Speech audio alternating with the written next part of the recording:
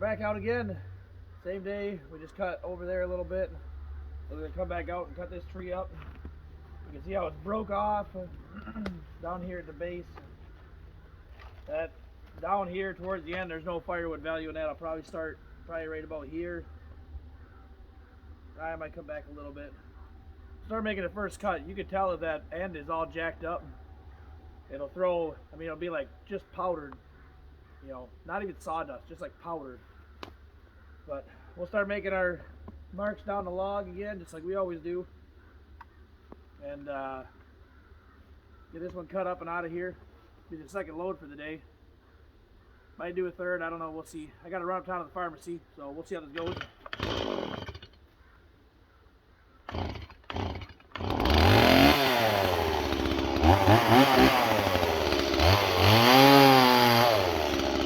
Oh yeah. I don't know if you can see that in the video, but I mean it's just powder. I mean there's nothing to it. So we'll come down a little bit farther, make another cut. Like I said, there's no firewood value in that. We'll come down probably another foot or so. Usually the bottom, it varies, but I'd say the bottom foot, maybe 2 to 3 foot, depending on how bad the ash borer got it.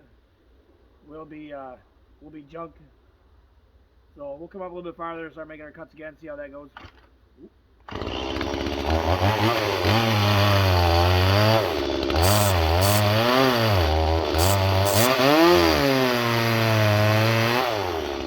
Oh yeah, that's solid.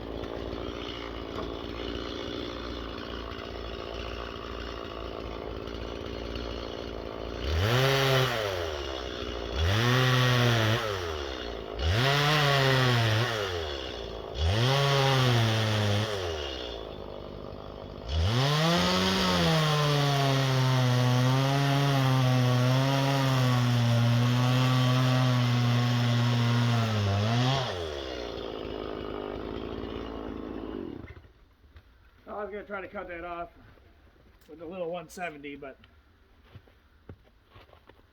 I might need to grab a wedge and shove a wedge in there. We'll see. I'm probably done with this for the day. I got one more tree up by the house, kind of. I started cutting it, oh man, I don't know, too long ago. It's been sitting for too long. It's off the ground. Big ash tree that come down by my house probably a year ago. I'm gonna need to get that out of the way. Well, it's not even in the way, but I should get it out of there. I mean, it's a good piece of firewood. I mean, it's big. It's probably 24 inches across or bigger.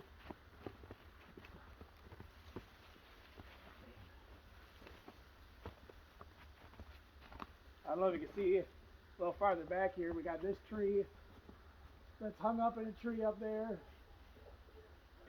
And we got this bigger one next to it. They're both hung up in the crotch. Now this one I might be able to get out by cutting it, getting it to fall back the other way. That one, I don't know. It's right smack dab in that crotch. I'm not sure if it's going to come out very easy or not.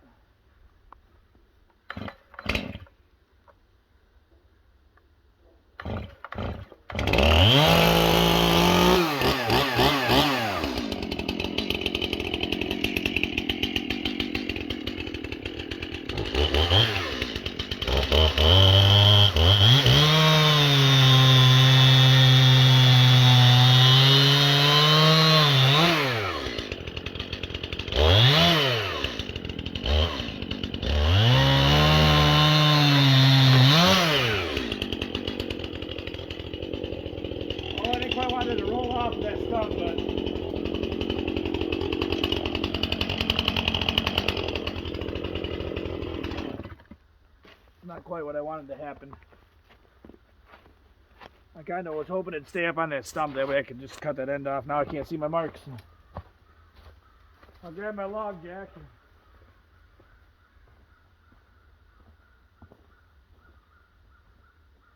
Hang tight, I'll be right back. You gotta grab it. Don't go nowhere.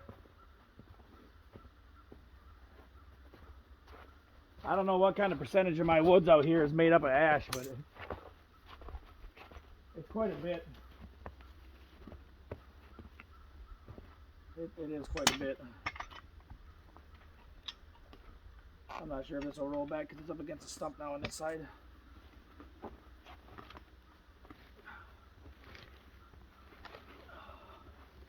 It's up against the stump over here, so I don't know if I can get it to roll.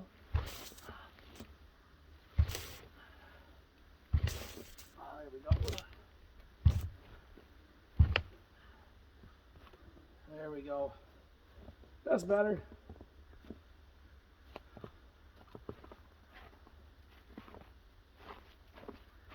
Yep, that's my first one. This is that one where it was all powder.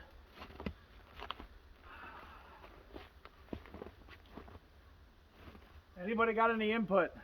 I'd really like to know. I got a couple of real grassy fence rows. Should I plant black locust in it? I've been thinking about it. I know it's invasive, I know it'll take over, but there really isn't anything else in the fence row. It's just basic grass.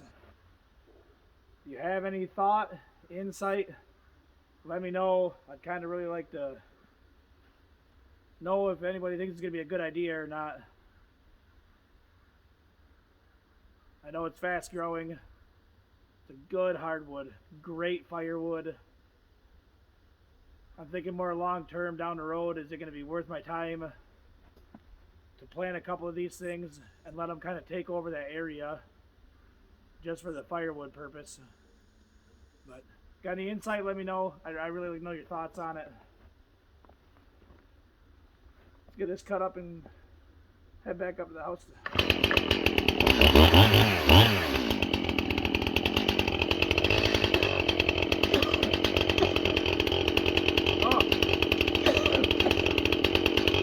Cough and the cold weather is getting me. Oh.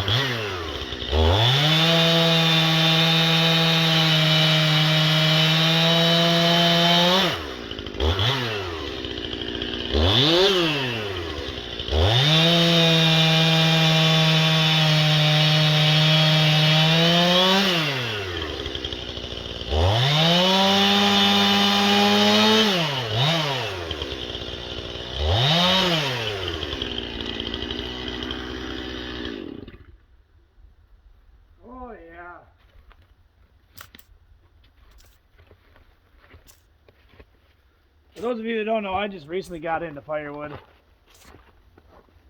About a year and a half ago probably. Yeah. We're in the late fall, early winter of 22. Would have been probably May or June of 21. I decided I was going to do firewood.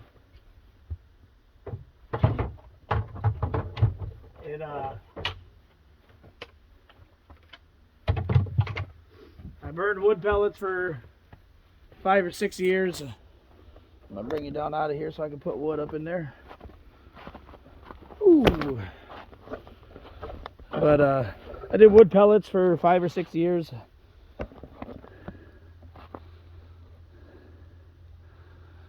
And I mean, they worked well. They did.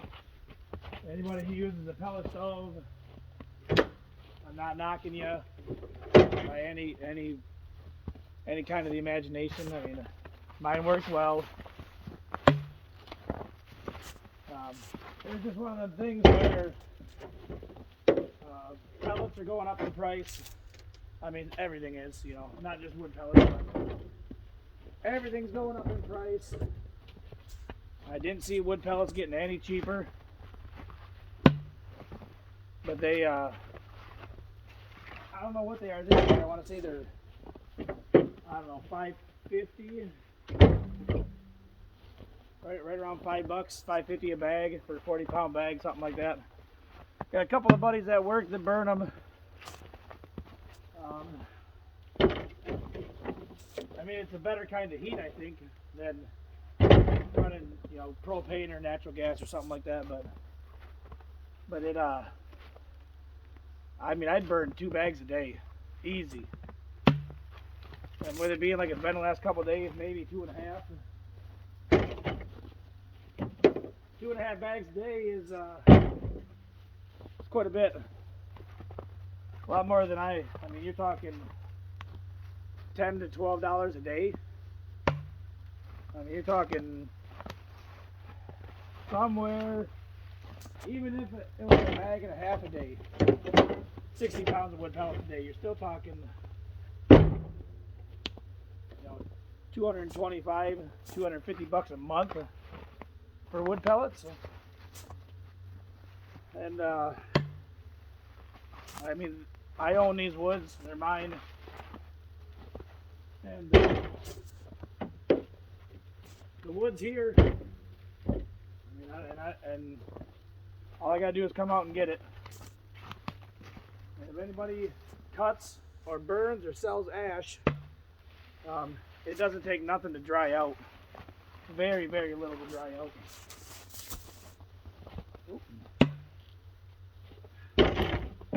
They say that ash is one of the only woods that you can burn green that'll actually burn. I've never burned it green. I always let it season for at least 4 to 6 months. Which I've checked it before. I got a little moisture meter. Even after 4 months, it's down 17-18%. I mean, it's definitely burnable without a problem. I mean, I know my owner's manual for my wood stove said 20%. Don't burn anything higher than 20% moisture. I mean, this stuff coming out of the wood.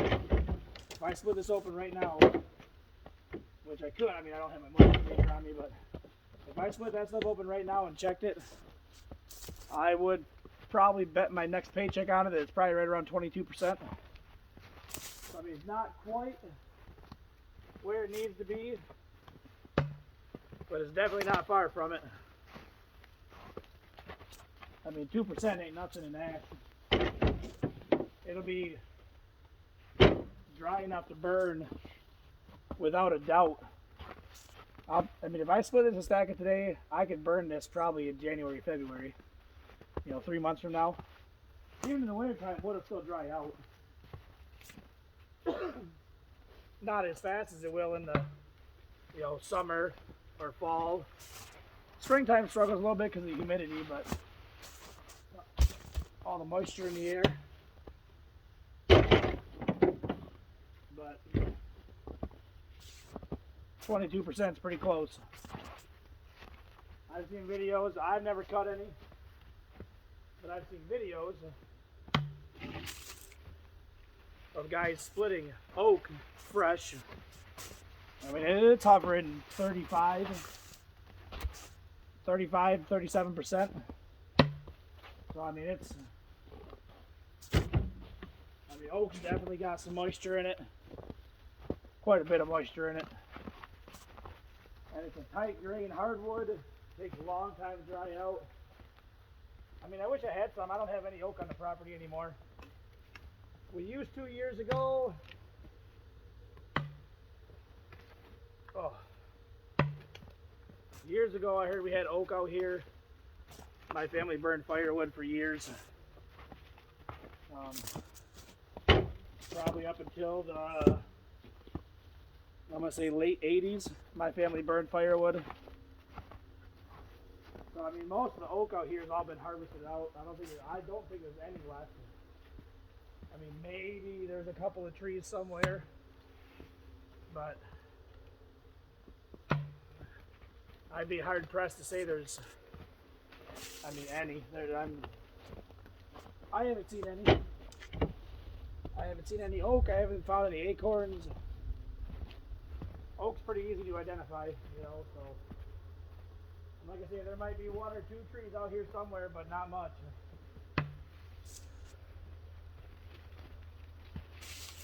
But now the ash in here, I got a lot of ash. And some of it, I think will make it through the ash borer, but not much. There's 3 ash trees leaning against this other ash tree. I don't know if that one's, I mean, it's still got some branches on it, but